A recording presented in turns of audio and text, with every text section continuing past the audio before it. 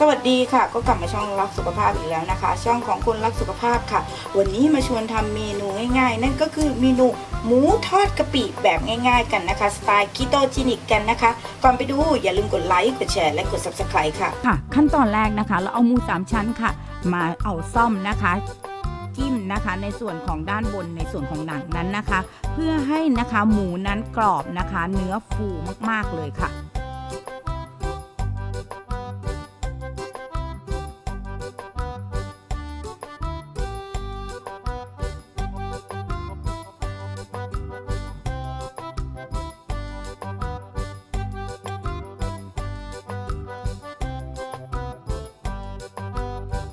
จะเริ่มกันเลยนะคะเราจะใช้กะปิคีโตนะคะนิดหนึ่งประมาณ1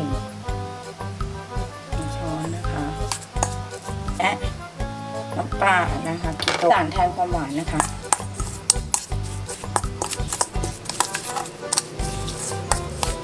ใส่นะคะในส่วนของหมูลงไปเลยค่ะ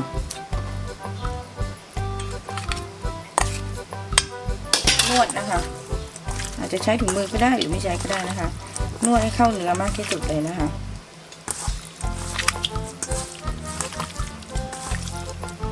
พักไว้นะคะอย่างน้อยๆ30 นาทีนะคะแล้วถึงจะนำไปทอดนะคะในน้ำมันนะคะที่เป็นน้ำมันมะพร้าวนะคะแล้วใช้ความร้อนที่ปานกลางนะ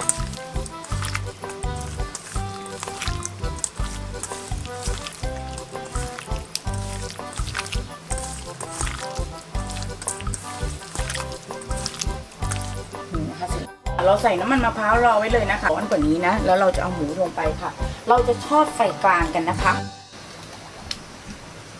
เราจะใส่หมูลงไปนะคะใช้ไฟกลางนะคะในการทอดนะคะ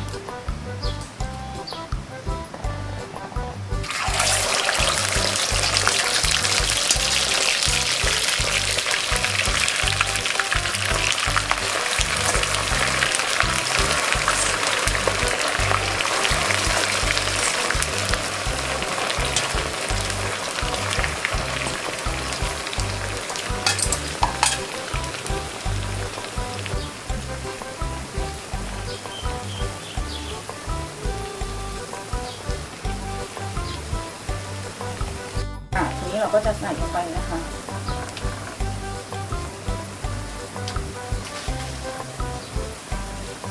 เราใช้ไฟกลางนะคะเพราะว่าหมูจะได้ไม่กระเด็นนะคะ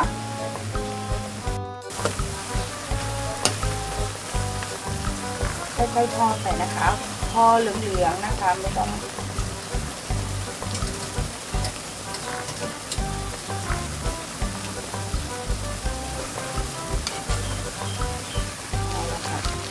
ทอดกะปิของเราก็เสร็จแล้วนะคะเดี๋ยวเราไปจัดจานกันก็เสร็จไปแล้วนะคะสำหรับหมูทอดกะปินะคะแบบง่ายๆนะคะแบบคีโตจินิกกันนะคะเนื้อจะนุ่มมากนะคะแล้วก็หนังก็จะกรอบด้วยนะคะสำหรับคลิปนี้นะคะทีมงานรักสุขภาพก็ขอลาไปก่อนค่ะถ้าชอบคลิปนี้อย่าลืมกดไลค์พวกเราด้วยค่ะและที่สำคัญอย่าลืมกดแชร์ค่ะเพื่อบอกต่อคลิปดีๆเจอกันใหม่คลิปหน้าสวัสดีค่ะ